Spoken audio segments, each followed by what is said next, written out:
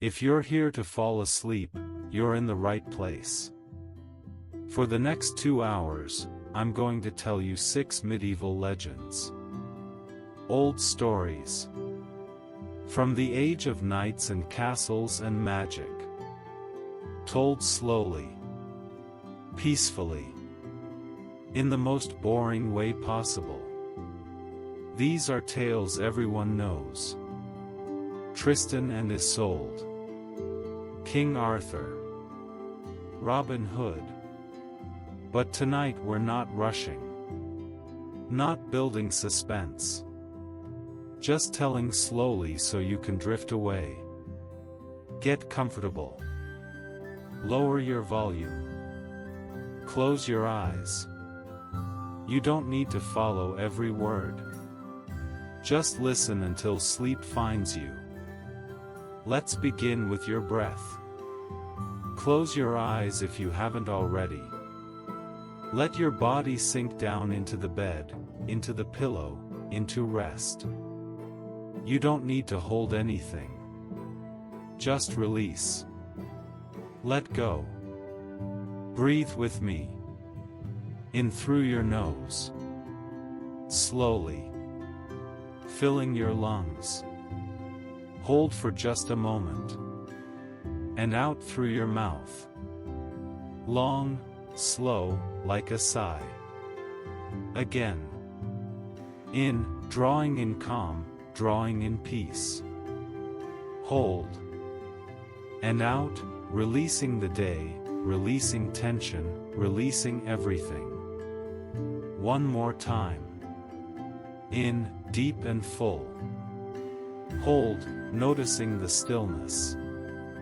And out, surrendering completely to this moment, to these stories, to rest. Good. Let your breathing return to its natural rhythm now. Easy, gentle, like the turning of pages in an old book. Unhurried, patient, timeless.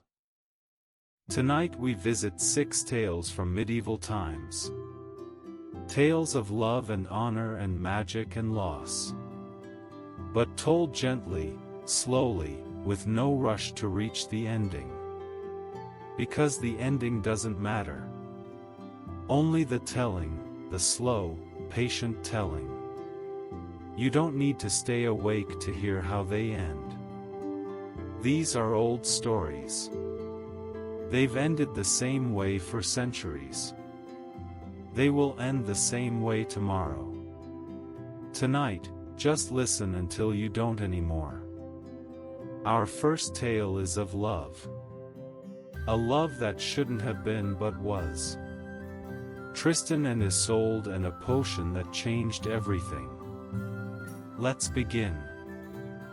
Story 1, Tristan and Isolde. The Love Potion, Ireland and Cornwall, 12th century. There is a sea between Ireland and Cornwall. Grey Sea. Cold Sea. The Irish Sea. It separates 2 lands, 2 kingdoms, 2 worlds. In Ireland there is a princess. Isolde. They call her Isolde the Fair, Isolde the Blonde, for her hair like gold, like sunlight, like wheat in summer. She is beautiful, everyone says so. But beauty is not the point of this story. Love is the point. Love that comes unbidden, unwanted, unavoidable.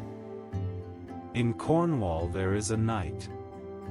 Tristan. Young, strong, skilled with sword and lance and honor. He serves his uncle, King Mark of Cornwall. Loyal as a nephew should be, as a knight must be. But these two, Tristan and Isolde, have not met yet. Their paths have not crossed. Their fates have not intertwined. But they will. Soon they will. A man dies in Ireland. Isolde's betrothed, the man she was meant to marry. Killed in battle or duel, the stories disagree. But dead, certainly dead. And a man arrives in Ireland. Wounded, in a boat, drifting, alone, half dead himself. The Irish find him, bring him to shore, to the castle. He needs healing or he will die. Isolde knows healing. Herbs, medicines, the arts of keeping people alive. She tends the stranger. Cleans his wounds, applies poultices, gives him drinks that ease pain, that fight infection, that bring sleep. Days pass. The stranger improves, gets stronger, opens his eyes finally. And Isolde sees them. Blue or gray or green, the color doesn't matter. Just that she sees them and something happens in her heart. Something unexpected, unwanted, but undeniable. The stranger is Tristan, of course. He came from Cornwall, was wounded in the fight that killed Isolde's betrothed. He, Tristan, killed him. He is the enemy, the murderer of the man she was to marry. She discovers this somehow. Sees his sword, recognizes it. Or hears him speak and knows his accent, his origin. She should kill him, avenge her betrothed. But she cannot. When she looks at him, when their eyes meet, she cannot. So he lives. Heals. Leaves. Returns to Cornwall, to his uncle King Mark. And tells no one of the Irish princess who saved his life, who looked at him with eyes that held something he didn't understand but couldn't forget. Time passes. Months, maybe a year. King Mark decides to marry. He needs an heir, a queen. He chooses Isolde, the Irish princess, for her beauty, for alliance, for reasons that kings have for marrying princesses they've never met. And who does he send to bring her to Cornwall, to bring his bride across the sea? Tristan. His nephew, his trusted knight, who doesn't tell him, I know her, I owe her my life. He just goes, does as commanded, sails to Ireland to fetch the king's bride. Isolde sees him again. Tristan, the man she healed, the man she almost killed, the man whose eyes she couldn't forget. And he has come to take her to another man, to his uncle the king she is to marry, a king she's never seen. She is angry at Tristan, at fate, at the world that makes her a piece in games of kings. She plans revenge, small revenge. Poison in a cup, a potion that will kill. She tells her maid Brangania, prepare it. I will give it to Tristan on the ship when we sail. He will drink and die and I will be free of him, of these feelings I don't want. They sail from Ireland to Cornwall. The sea is gray, the wind is cold, the ship rocks gently on waves that have no hurry, no destination, just movement, eternal, patient, endless.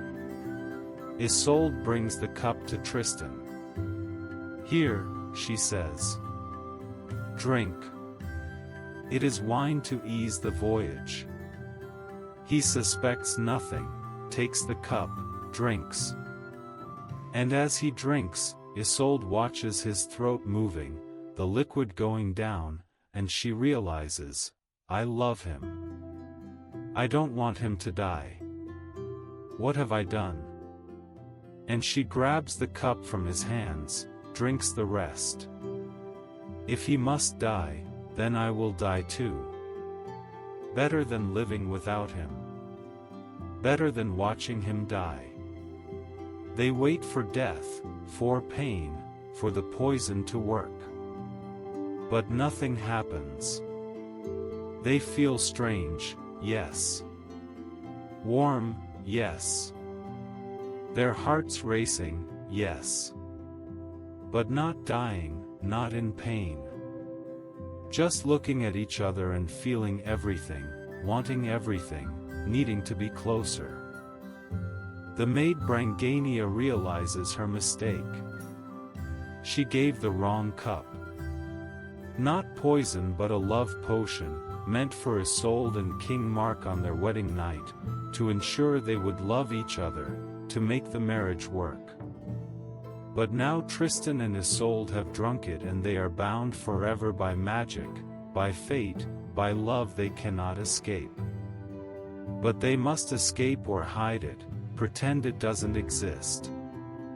Because Isolde must marry King Mark, must be Queen of Cornwall. And Tristan must be loyal to his uncle, must not betray him, must not take what is his. They arrive in Cornwall. The wedding happens. King Mark is pleased with his beautiful bride, treats her well, honors her, loves her even in his way. But she doesn't love him, cannot love him. Her heart belongs to Tristan and his to her, by magic or by choice, the stories disagree, but bound, certainly bound. They meet in secret when they can. In gardens, in corridors, when the king is away, when no one is watching. Just to be near each other, to touch hands, to speak softly, to feel for a moment that the world is not impossible, that love can exist even when it shouldn't. But secrets in courts don't stay secret long. Someone sees, someone suspects, someone tells the king. Whispers in his ear, your wife and your nephew, together, alone, too often, too close. King Mark doesn't want to believe but he watches and sees and knows. His nephew betrayed him. His wife doesn't love him. Everything is broken, his trust, his family, his heart. He confronts them or catches them or they confess, the versions vary. But the ending is the same. Tristan must leave, must go into exile, away from Cornwall, away from Isolde, forever. He goes, wounded not in body but in soul. He wanders to Brittany, to another land, tries to forget, tries to live without her. Meets another woman, also named Isolde, Isolde of the White Hands. He marries her, trying to replace what he lost. But it doesn't work. You cannot replace true love with convenience. Time passes. He is wounded again in battle, seriously, dying perhaps. He sends for Isolde, his Isolde, Isolde the Fair. Come before I die. Come so I can see you once more. She comes, sails from Cornwall to Brittany across the sea again. But she arrives too late. Tristan dies just before she reaches him. Some say he spoke her name with his last breath and then was gone. Isolde sees him dead, the man she loved, the man the potion bound her to, the man she couldn't have. She lies beside him, holds him once, and dies too. Of grief, of love, of a heart that cannot beat without its other half. They are buried together, finally together in death if not in life. And from their graves, some say, two trees grew, their branches intertwining forever, so even in death they touch. This is the tale of Tristan and Isolde. Of love that came from a potion or from their hearts, no one knows which. Of love that couldn't be but was. Of two people who loved wrong but couldn't help it, couldn't stop it, couldn't live without it. Let this story stay with you as you drift into sleep. The gray sea, the golden hair, the love potion, the impossible love that was real anyway. Rest now as Tristan and Isolde rest, finally together, finally at peace, finally free from the world that kept them apart. Sleep. Story 2, Sir Gawain and the Green Knight. The Test of Honor, England, 14th century. It is winter, midwinter, the darkest time of year when the sun barely rises, when night comes early and stays late, when the world is cold and waiting for spring that seems it will never come. It is Christmas at Camelot, King Arthur's court. The great hall is warm with fire, with torches, with bodies of knights and ladies all gathered for the feast, the celebration of Christ's birth and the turning of the year. They are eating, drinking, laughing, telling stories of battles won, of quests completed, of dragons slain and maidens saved. This is what knights do at feasts. They remember glory and plan for more. And then the door opens. Cold air rushes in, making the torches flicker, making everyone turn to see who comes, who interrupts their feast, their warmth, their joy. A man enters. But not an ordinary man.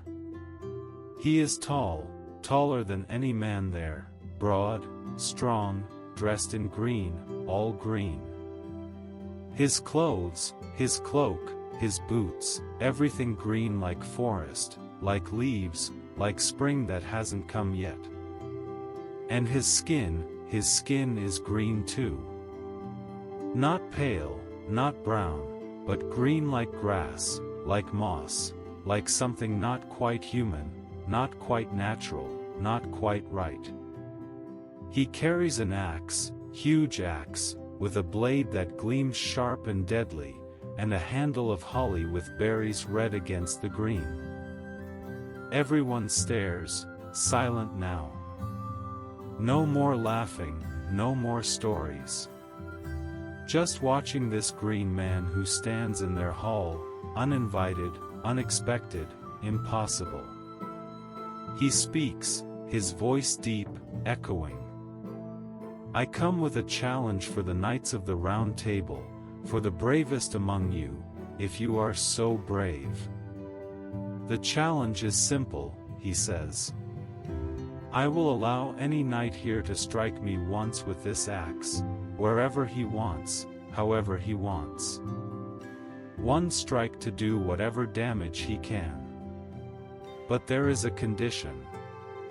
In exactly 1 year, the knight who strikes me must come to me, to the Green Chapel, and receive from me the same blow he gave to me, the same strike in the same place. No more, no less. Fair exchange. The knights look at each other. This is a strange challenge. To strike a man who offers no defense, who stands there waiting to be hit. It seems too easy but also too strange. What kind of man offers his own death as a game? No one speaks, no one moves. They are knights, yes, brave, yes, but also wise enough to know when something is not what it seems. The Green Knight laughs. What, no one brave enough? The famous knights of Arthur, afraid of one strike against an unarmed man? Perhaps your fame is undeserved. Arthur, angry at the insult, steps forward. I will take your challenge. I, the king, will strike you. But before he can, another stands. Sir Gawain, Arthur's nephew, young but honored among the knights. My king, he says, let me take this challenge. It is not fit for a king to accept such a game. But a knight may, and I will. Arthur nods, agrees. Gawain is right, it is better this way. Gawain takes the axe, heavy in his hands. The Green Knight kneels, bows his head, exposing his neck, green neck, waiting for the blade. Gawain raises the axe, hesitates for just a moment. This seems wrong, to kill a man who doesn't resist, who offers himself. But a challenge is a challenge. Honor demands he complete it. He swings. The blade falls, sharp, true. It cuts through the Green Knight's neck completely. The head falls to the floor, rolls away.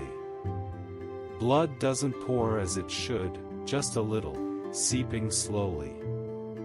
Everyone expects the body to fall, to collapse, dead, obviously dead. His head is off. But the body doesn't fall. It stands, walks to where the head lies, picks it up by the hair, lifts it high. And the head speaks. The eyes open, the mouth moves. Well done, Sir Gawain. You have struck your blow. In 1 year, come to the Green Chapel in the north. Find me there and I will give you the same strike you gave me. Do not fail or your honor will be lost. The Green Knight walks to his horse, still holding his head, mounts, rides out into the night, into the snow, into darkness. Gone. The hall is silent, everyone staring at where he was, at the blood on the floor, at Gawain who stands holding the axe, knowing in 1 year he must go to his death, to receive a blow that will take his head as he took the Green Knight's. But the Green Knight didn't die. Will Gawain? Will magic protect him too? He doesn't know, cannot know, can only wait for the year to pass, for winter to come again, for the day when he must keep his word. The year passes slowly. Gawain lives, fights, serves Arthur, but always in the back of his mind, the Green Chapel waiting, the blow coming, death approaching. Winter returns. The time comes. Gawain must go. He leaves Camelot, rides north through snow, through cold, through empty lands, searching for the Green Chapel that no one seems to know where it is. He finds a castle finally, after days of riding. A beautiful castle, warm, welcoming. The Lord invites him in. Stay, he says. Rest before you continue your journey. The Green Chapel is not far, just a few miles more. Gawain stays 3 days. The Lord is kind, the lady beautiful and interested in Gawain. She visits him each morning in his room, alone. She speaks softly, sits close, offers herself to him, not with words exactly, but with looks, with touches, with implications. Gawain is polite but refuses. He is a knight, she is his host's wife. To accept would be dishonorable, wrong, against everything he is meant to be. But it is hard to refuse. She is beautiful, warm, alive. And he is going to die in a few days. Why not take this comfort, this pleasure, this brief joy before the end? But he doesn't. Each day she tries, each day he refuses, gently, kindly, but firmly. His honor means more than comfort, than pleasure, than life even. On the 3rd day she gives him a gift, a green sash, a belt. Wear this, she says. It will protect you from harm. No weapon can cut the man who wears this. Magic, she says. Old magic from before Christianity, from the old ways. Gawain takes it. He knows he shouldn't. It is a gift from his host's wife. He should tell his host, should be honest. But he is afraid to die, is afraid. He wants to live. So he keeps the sash secret, wears it under his shirt, hidden, hoping it will work, that magic is real, that he can survive what's coming. The next day he rides to the Green Chapel, a small cave in a forest, green even in winter somehow, moss growing, ferns alive when everything else is dead. The Green Knight is there waiting, his head back on his shoulders, his neck unharmed as if the blow never happened. "Welcome, Sir Gawain," he says. "You came as you promised. Now kneel and receive your blow as I received mine." Gawain kneels, his heart pounding, his hands shaking, but he kneels, exposes his neck, waits for the blade, for death, for the end. The Green Knight raises the axe, swings. Gawain flinches, cannot help it. The Green Knight stops the blade just before it touches skin, laughs. A true knight doesn't flinch. Try again. Gawain steadies himself, kneels, doesn't move, doesn't flinch. The Green Knight swings again, stops again, just before contact. Testing Gawain's courage, his control. The third time he swings for real. The blade falls, touches Gawain's neck, but barely, just a scratch, a nick that draws a little blood but nothing more. No beheading, no death, just a scratch. Gawain jumps up, alive, still alive. The blow is given, the debt is paid, his honor is intact. He lived. The Green Knight laughs, reveals himself. "I am the lord of the castle where you stayed. This was all a test of your honor. My wife tempted you 3 times. Twice you refused, kept your honor. On the 3rd day you took the sash, kept it secret. That was dishonest, small dishonor. So you receive a small cut, not death, but a reminder that honor requires honesty, always." Gawain is ashamed of the sash, of his failure, of the fear that made him hide it. He keeps the sash, wears it always as a reminder of his imperfection, of the day he failed, even a little, to be the perfect knight.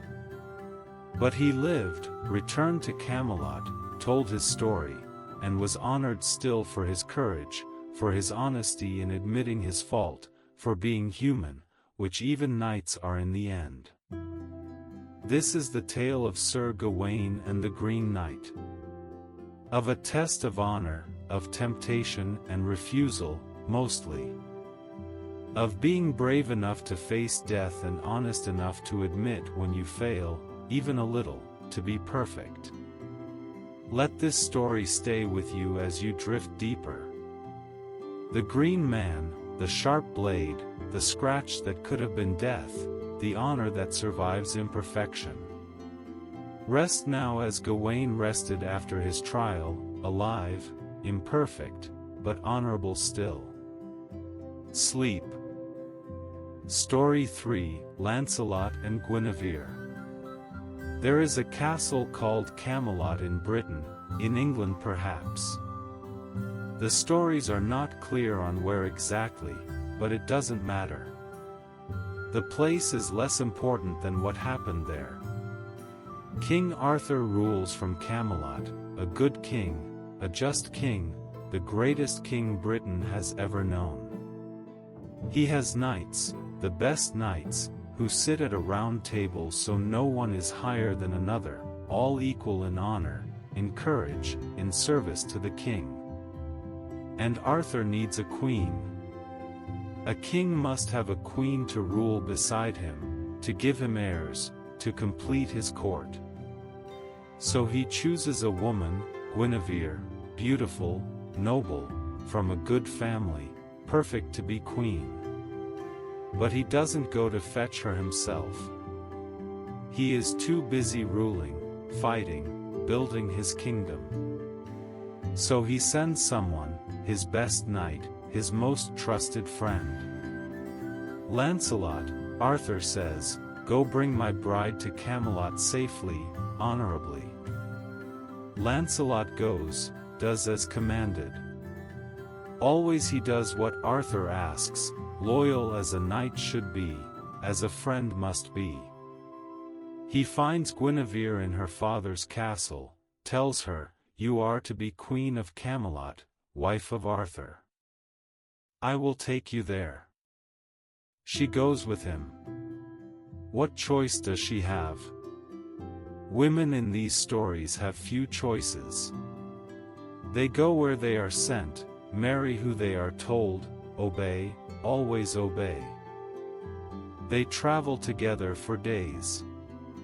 The journey from her home to Camelot is long, through forests, over rivers, past villages and mountains.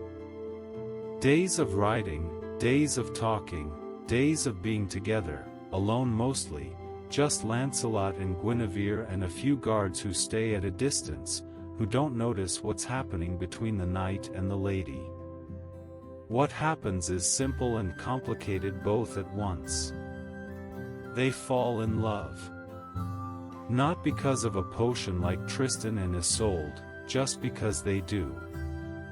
Because love happens sometimes when you don't want it to, when it's the worst possible thing that could happen. Lancelot knows this is wrong. She is promised to Arthur, his king, his friend, the man he would die for. And he is falling in love with Arthur's bride. There is no greater betrayal, no worse sin for a knight to commit. Guinevere knows too.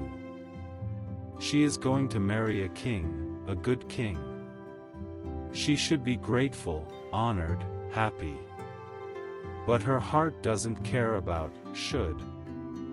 It only cares about this knight, this man who is kind and strong and looks at her like she matters, like she is not just a piece in a political game. They don't speak of it on the journey, don't admit it, don't touch more than necessary. They pretend it doesn't exist, this thing between them, this impossible thing.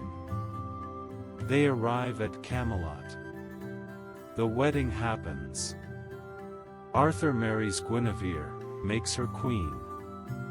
He is kind to her, respectful, everything a husband should be. But she doesn't love him, cannot love him. Her heart already belongs to someone else. And Lancelot stays at court, serves Arthur, sits at the round table, goes on quests, fights dragons, rescues maidens, does everything a knight does. But always he thinks of Guinevere. Always she is there in his mind, in his heart, unreachable, forbidden, but there. They see each other at court, at feasts, in halls. They speak politely, formally, like a knight and queen should. But their eyes say other things, things they cannot say aloud. Time passes. Months, years perhaps. The tension grows unbearable. They cannot keep pretending, cannot keep staying away from each other. So they don't. They meet in secret, in gardens, in chambers, when Arthur is away on campaigns, on hunts, when no one is watching. Just to be together, to speak freely, to touch finally, to love, even though they know it's wrong, even though they know they're betraying the king, the court, everything. But love doesn't care about right or wrong. It just is. And they are in love, have been since that journey, since they first saw each other. Nothing can change that. Not vows, not honor, not duty. Nothing. But secrets don't stay secret long, especially in courts where everyone watches everyone, where enemies look for weakness, for scandal, for ways to hurt the king by hurting those he loves. Someone sees Lancelot and Guinevere together. Someone tells Arthur. Whispers, your wife and your best knight, betraying you, together in secret while you trust them both. Arthur doesn't want to believe. He loves them both, his wife, his friend. But the evidence is there, the witnesses are sure. He cannot ignore it, cannot pretend anymore. He must act. He is king. Justice requires it, honor demands it. Guinevere is condemned to death by fire, the punishment for queens who betray their kings. Lancelot is exiled, banished, never to return to Camelot again.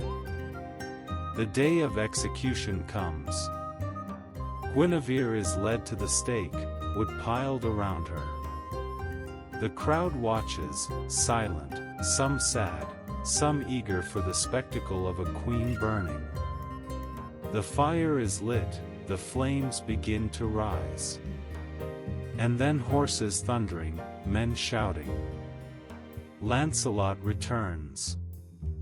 He couldn't stay away, couldn't let her die, not for him, not for their love.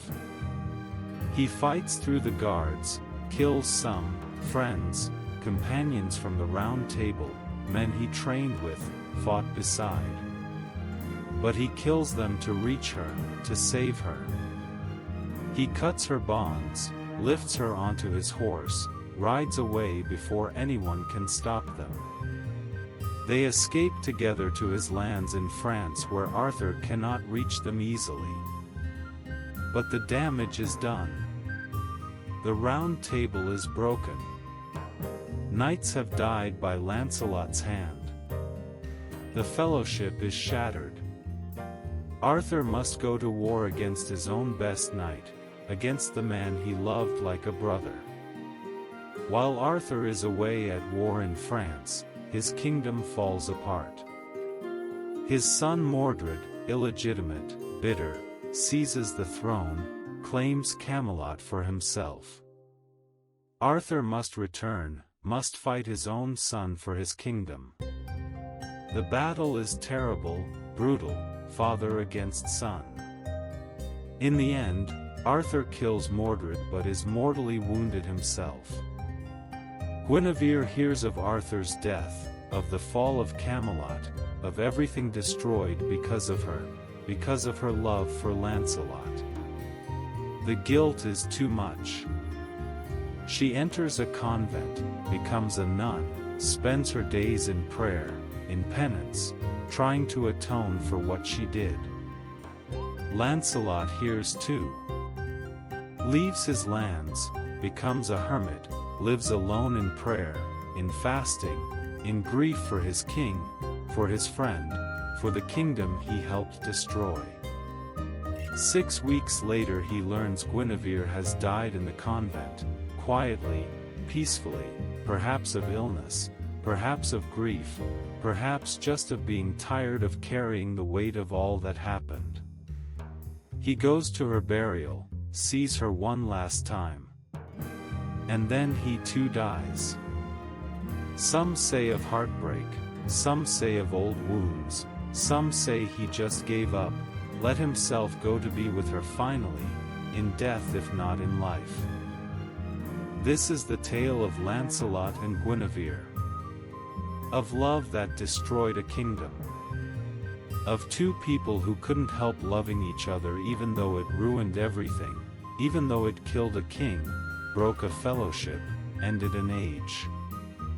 Was it worth it, the love, for all the pain it caused? The stories don't say. They just tell us it happened and everything after happened because of it.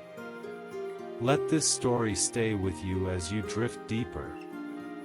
The secret meetings, the impossible love, the kingdom falling, the price of loving wrong. Rest now as Lancelot and Guinevere rest, finally together in death, free from the world that judged them. Sleep. Story 4, Excalibur and the King. The Sword and the Stone, Britain, legendary times. There is a sword in Britain in the old stories. A sword that is more than a sword. A sword that is magic, that is destiny, that is proof of kingship. Its name is Excalibur. And this is its story. Long ago, before Arthur was king, before Camelot existed, Britain was in chaos. Many small kings fighting each other for land, for power, for survival. No one king strong enough to unite them all. No peace, no order, just endless war. The old king, Uther Pendragon, dies. He has a son somewhere, hidden, protected, but no one knows where. The boy is lost or dead or hidden so well that no one can find him. Merlin the wizard, the advisor, knows where the boy is. He took him when he was a baby, hid him with a knight, Sir Ector, in the countryside, away from court, away from danger, away from those who might kill him to prevent him from claiming the throne. The boy grows up not knowing who he is, not knowing he is a prince, a future king. He is just Arthur, a boy in a castle, learning to be a squire, to serve knights, to care for horses and weapons and armor. Simple life, uncomplicated, safe. But Merlin has a plan to reveal the king, to show Britain who should rule, to end the chaos with proof that no one can deny. He takes a sword, a special sword. Some say he forged it himself with magic. Some say it came from the Lady of the Lake, a spirit, a fairy who lives in water, who gives gifts to those worthy. The stories disagree on where the sword came from but agree on what it is, special, magic, meant for one person only. Merlin takes the sword to London, to a church. In the churchyard there is a stone, large stone, anvil on top of it. He drives the sword into the stone, deep, so deep it cannot be pulled out by normal means. And on the stone he writes in letters that glow, that cannot be erased, "Whoever pulls this sword from this stone is the rightful king of Britain." News spreads across the kingdom. A sword in a stone, proof of kingship. Every lord, every knight, every man who wants to be king comes to try, to pull the sword free. They pull, they strain, they use both hands, all their strength. Some even use ropes or horses to try to move the sword. But it doesn't budge, not even a little. The stone holds it fast as if they are one thing, not two. Days pass, weeks. No one can pull the sword free. The lords begin to think it's a trick, that no one can do it, that there will be no king, just more fighting forever. Then a tournament is held in London. Knights from across Britain come to compete, to show their skill. Sir Ector comes, bringing his son Kay who is being knighted, a big day for the family. And Kay's squire comes too. Arthur, the boy who doesn't know he's a prince.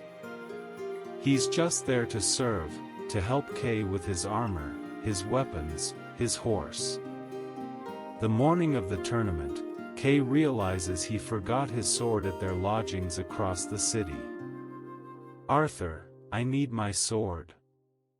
Go get it quickly before the tournament starts. Arthur runs to fetch the sword. But when he gets there, the lodgings are locked.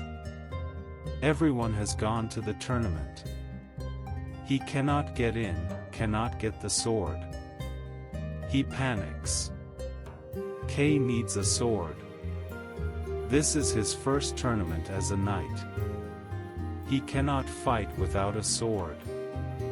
What can Arthur do? He runs back toward the tournament and passes the churchyard. Sees the stone, the sword still there, still stuck. No one around. Everyone is at the tournament. Arthur thinks, I'll borrow this sword just for the tournament. I'll bring it back after. No one will know. It's just sitting here anyway. He walks to the stone, grabs the sword by the hilt, and pulls. Not thinking, not trying especially hard, just pulling like you would pull any sword from anywhere. And it comes free. Easily, smoothly, like it was never stuck, like it was waiting for him, for this boy who doesn't know what he's done, what it means that he could do what no one else could. He runs to Kay, gives him the sword. Here, I'm sorry I couldn't get yours, but I found this one. You can use it. Kay looks at the sword, recognizes it. Father, he says to Sir Ector, look, this is the sword from the stone. I pulled it free. I am the king. Sir Ector looks at Kay, at the sword, at Arthur who pulled it. He says, did you pull this from the stone? Kay hesitates, lies. Yes, I did. Sir Ector knows his son too well to believe him. He says, let's go to the stone. Let's see if you can do it again. They go to the churchyard. The stone is there, empty now, the sword gone. Sir Ector says, put it back, Kay. Then pull it out again to prove you did it. Kay tries to put the sword back into the stone. But he cannot. The stone won't accept it, won't let it in. It's as if the stone knows Kay is not the one. Arthur, Sir Ector says, did you pull this sword from the stone? Arthur nods, afraid he's in trouble for taking something that wasn't his. Yes, I did. I'm sorry. Kay needed a sword and I couldn't get his, so I took this one. I was going to bring it back. Put it back, Sir Ector says gently. Now. Arthur puts the sword back into the stone easily, like pushing a knife into butter. It goes in deep, stuck again. Now pull it out, Sir Ector says. Arthur pulls. It comes free easily again. And again, every time. Arthur can do what no one else can. Sir Ector kneels before Arthur, before the boy he raised. My king, he says. You are the rightful king of Britain. This sword proves it. I have raised a king without knowing it. Arthur doesn't understand, but soon he does. The story of how he pulled the sword spreads. People come to see. He does it again and again before witnesses, before lords, before the church. And always the same, Arthur can pull the sword, no one else can. Some lords don't want to believe, don't want a boy, a nobody, to be king. But the proof is there. The sword doesn't lie. Magic doesn't lie. Arthur is king whether they like it or not. He is crowned, becomes King Arthur, the king who will unite Britain, who will create Camelot, who will gather the greatest knights at a round table, who will bring peace and justice and order to the land. And Excalibur, the sword, stays with him. His sword, his proof, his symbol of kingship. Some say later, after the stone, the sword breaks in battle and the Lady of the Lake gives him another Excalibur with a scabbard that keeps him from bleeding, from dying, as long as he wears it. But that's another story. For tonight the story is this: a boy who didn't know he was special pulled a sword from a stone and became a king. Because destiny chose him. Because magic knew who he was even when he didn't know himself. This is the tale of Excalibur and the king. Of a sword that chose its bearer. Of a boy who became legendary. Of magic that proved what words could not, that some things are meant to be and will be, no matter what. Let this story stay with you as you drift deeper. The sword and the stone, the boy who pulled it free, the destiny that waited, patient, until the right moment. Rest now as Arthur rested after his crowning, changed forever by one simple act of pulling a sword. Sleep. Story 5, Parsifal and the Holy Grail. The Pure Night, France and Britain, 12th century. There is a cup in the old stories. Not an ordinary cup, but the cup Christ used at the Last Supper, the cup that caught his blood when he died on the cross. Holy beyond measuring, powerful beyond understanding, lost somewhere in the world, waiting to be found. Its name is the Grail, the Holy Grail. And finding it is the greatest quest a knight can undertake. Greater than fighting dragons, greater than rescuing maidens, greater than anything. Because the Grail is not just a treasure. It is salvation, grace, the presence of God made physical. Many knights seek it from Camelot, from Arthur's court. The best knights, the bravest, Lancelot, Gawain, all of them go on this quest. But most fail. Because the Grail cannot be taken by force, by cleverness, by strength. Only by purity, by innocence, by faith pure and uncomplicated. There is a boy, Parsifal, sometimes called Perceval depending on who tells the story. He lives in a forest with his mother, far from courts, from knights, from civilization. She keeps him there on purpose, hidden, because his father was a knight and died in battle. She doesn't want her son to become a knight, to die too. So she hides him, keeps him innocent, ignorant, safe. He grows up knowing nothing of the world, of knights, of quests, of honor. He just knows the forest, the animals, his mother's love. Simple life. But one day he sees knights riding through the forest in armor that gleams in sunlight, on horses that seem like creatures from dreams.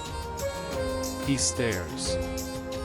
Has never seen anything so beautiful, so strange. What are you? He asks them. We are knights, they say.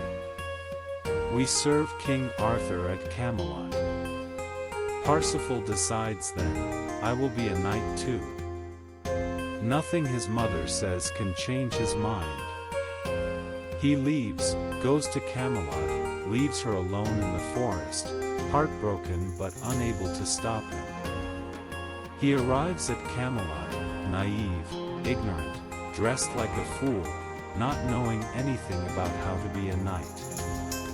But Arthur sees something in him, innocence, purity, faith. Things rare in knights who have seen too much, done too much, lost too much. Parsifal trains, learns how to fight, how to ride, how to behave like a knight.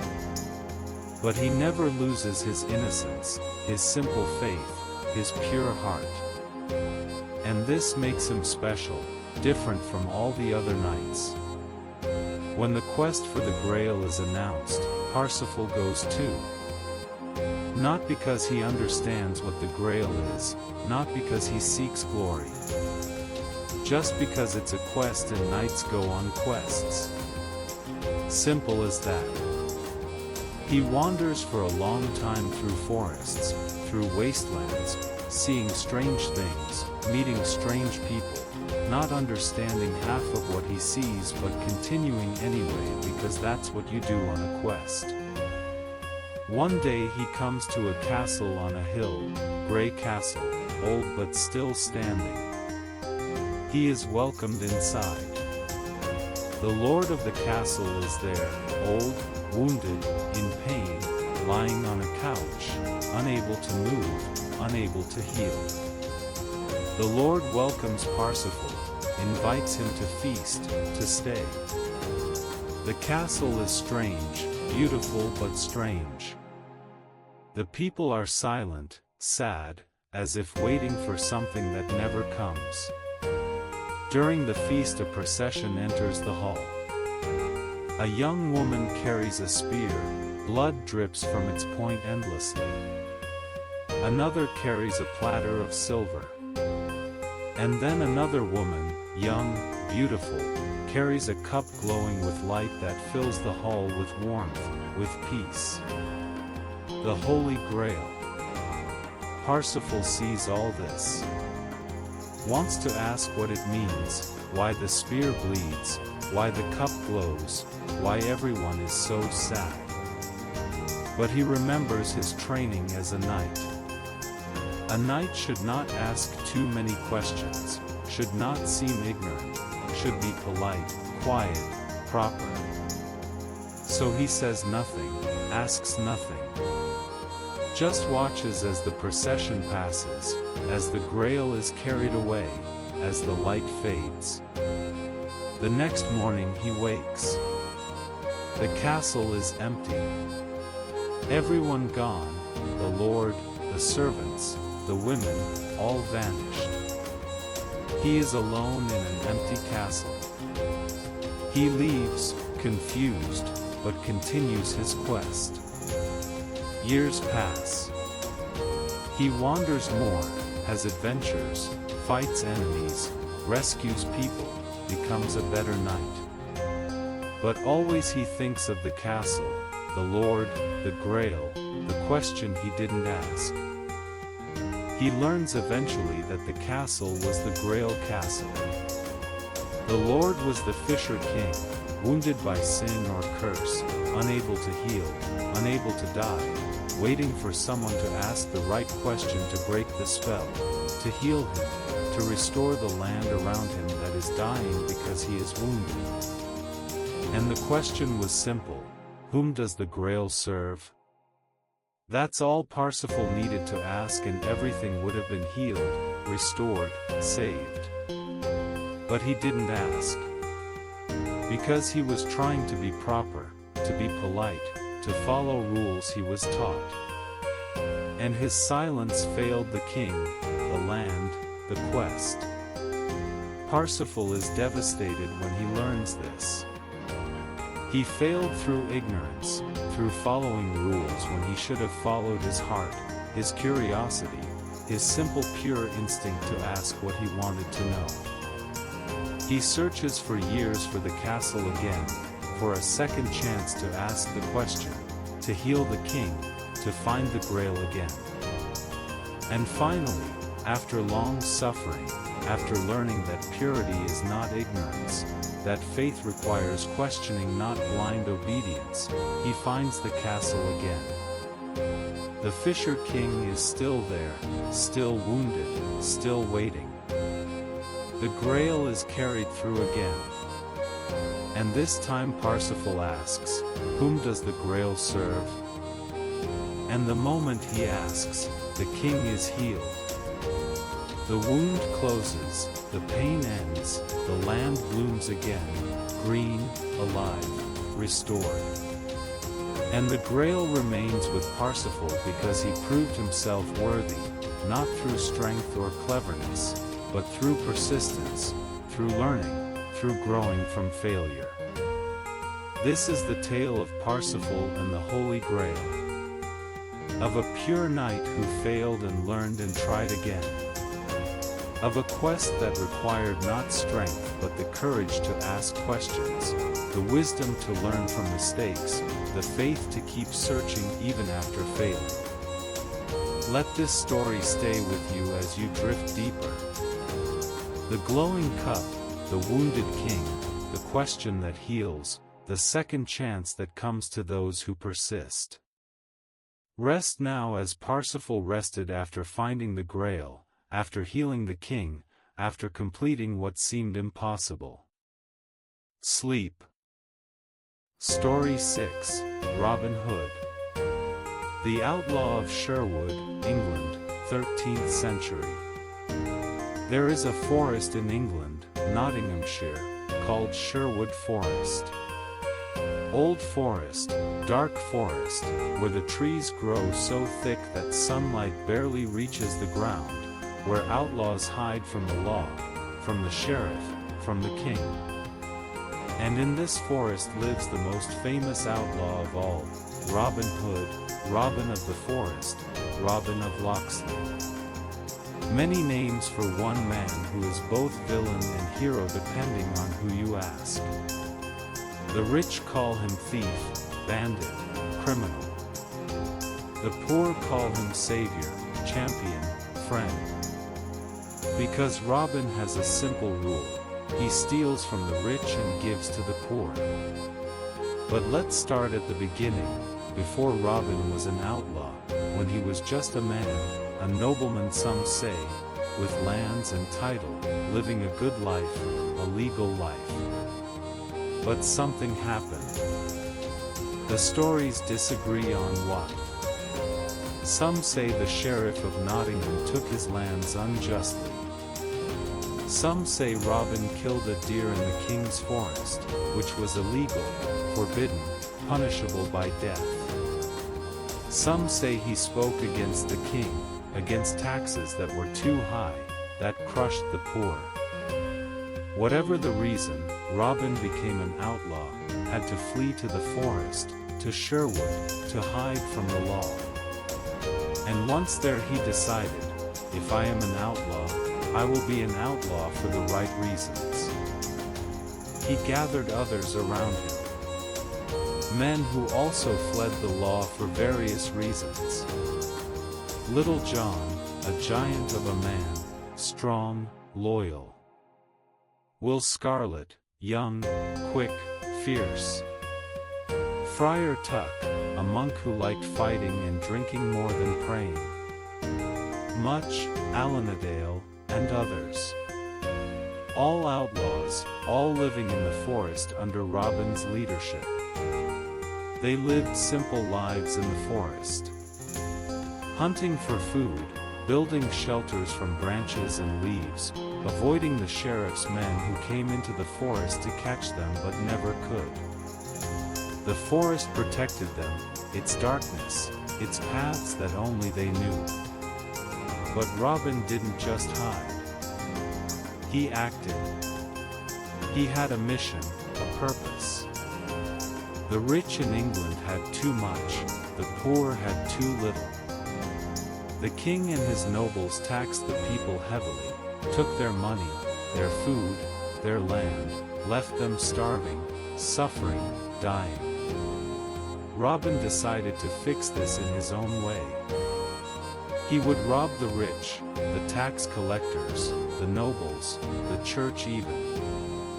Anyone who had more than they needed while others had nothing. He and his men would wait on roads in the forest for travelers, rich travelers. Merchants with goods, tax collectors with coins, nobles with jewels. They would stop them, rob them, take what they carried. But never the poor. If a poor man traveled through the forest, Robin would let him pass. sometimes would give him money, food, help. Only the rich were robbed, only those who could afford to lose. And what Robin took he gave away. To villages, to families starving in winter, to widows, to children, to anyone who needed help. He kept little for himself, just enough to survive. The rest was given to those who had nothing. The sheriff of Nottingham was furious. Robin made him look foolish, weak, unable to catch one outlaw in his own lands.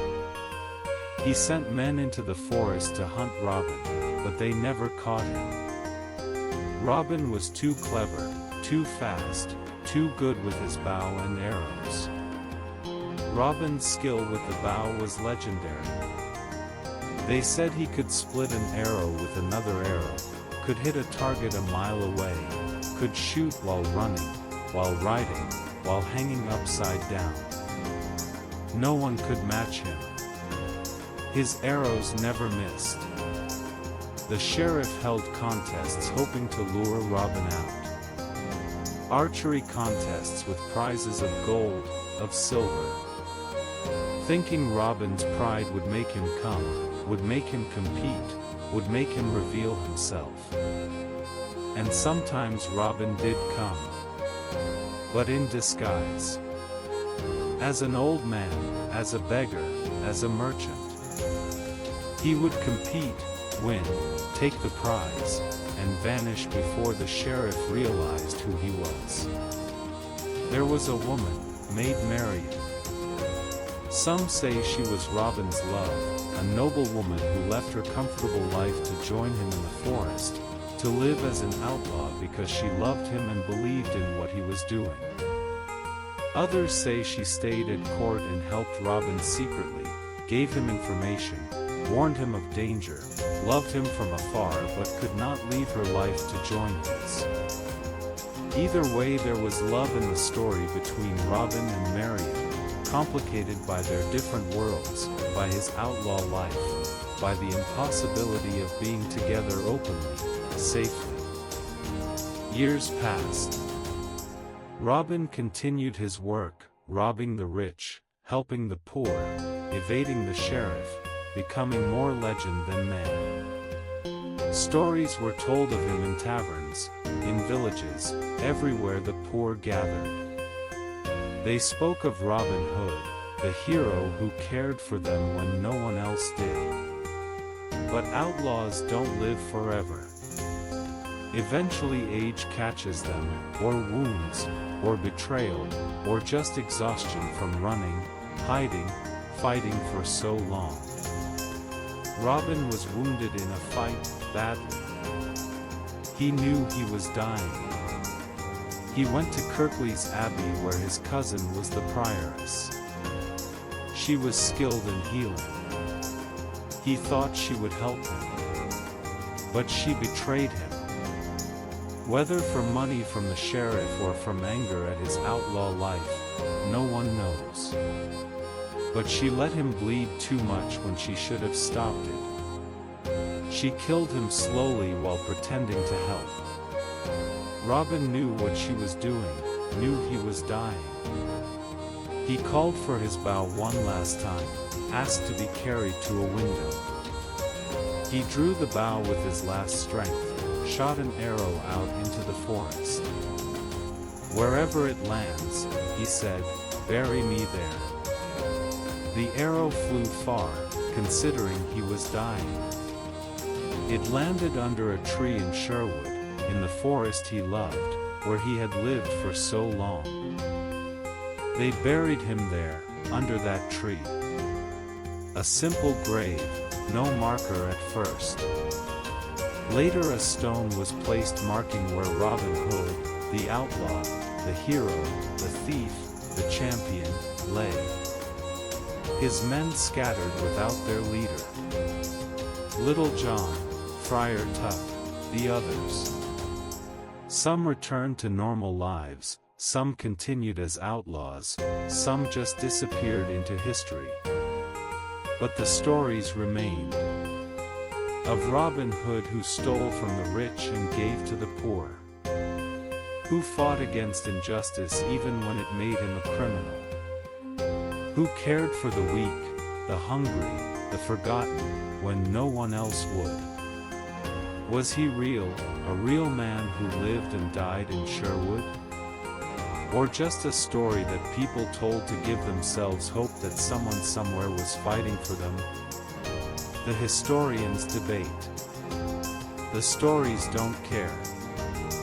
They just continue being told, century after century, because the hope they offer is real even if the man was not. This is the tale of Robin Hood. Of a man who chose to be outlaw rather than accept injustice. Who lived in a forest and fought for the poor. Who died under a tree with a bough in his hand and an arrow in the air showing where to bury him, in the forest he loved. Let this story stay with you as you drift into deepest sleep.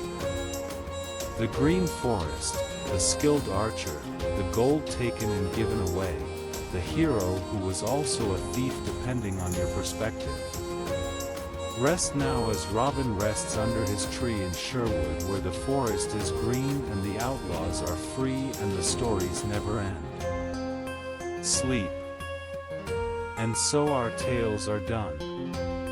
6 stories from the age of chivalry, from medieval times, when knights were brave and ladies were fair and magic was real, or seemed to be. We heard of Tristan and Isolde who drank a love potion and couldn't stop loving each other even though it destroyed everything around them. Love that was stronger than duty, than honor, than life itself. We watched Sir Gawain face the Green Knight, accept a blow that should have killed him but didn't, because he was mostly honorable, mostly true. And even imperfect knights can be heroes sometimes. We saw Lancelot and Guinevere love in secret, betray a king, destroy a kingdom, because they couldn't help what their hearts wanted even though they knew it was wrong. We pulled Excalibur from the stone with Arthur, a boy who didn't know he was special until a sword told him so.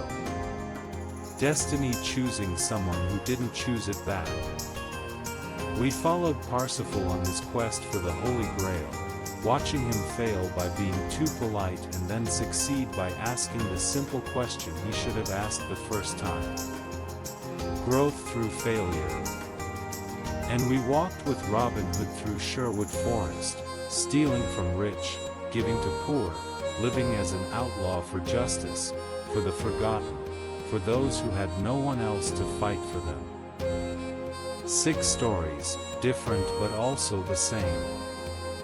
All about people trying to do what's right, or what they believe is right, even when it costs them everything. Even when the world calls them wrong, traitor, outlaw, fool. These stories are old, centuries old, but they endure because they speak to something in us that doesn't change. The desire for love even when forbidden. The need for honor even when it's hard. The hope for justice even when it seems impossible. Medieval people told these stories around fires, in castles, in villages. To entertain, yes, but also to teach, to remind, to inspire. These stories were their way of saying, this is what matters. Love, honor, justice, courage, faith. These are worth everything. And we still tell them today. Still listen to them. Still find meaning in them. Because we still need what they offer. Hope that love wins sometimes. That honor matters still. That heroes exist, even imperfect ones. Tonight you've walked through Camelot, through Sherwood, through castles and forests and quests that never really end because we keep telling them, keep living them, keep finding ourselves in them. Let these stories stay with you as you drift into final rest. The swords and arrows, the love potions and magic cups, the knights and outlaws and kings, all waiting in the old tales to be told again, to live again through us. Rest now under medieval stars, in medieval dreams, where everything is possible, where magic is real, where heroes win sometimes, where love matters more than anything. Sleep well, dreamer of old tales, listener of ancient stories, child of the age of chivalry that never really ended because we keep it alive in stories like these. Good night under the stars that shone on Camelot, on Sherwood, on all the places where these stories happened or didn't. It doesn't matter which. They're real now in your dreams. The tales are told, the stories are done, the knights rest, the lovers sleep, the outlaws hide no more. All is story, all is dream, all is exactly as it should be. Sleep.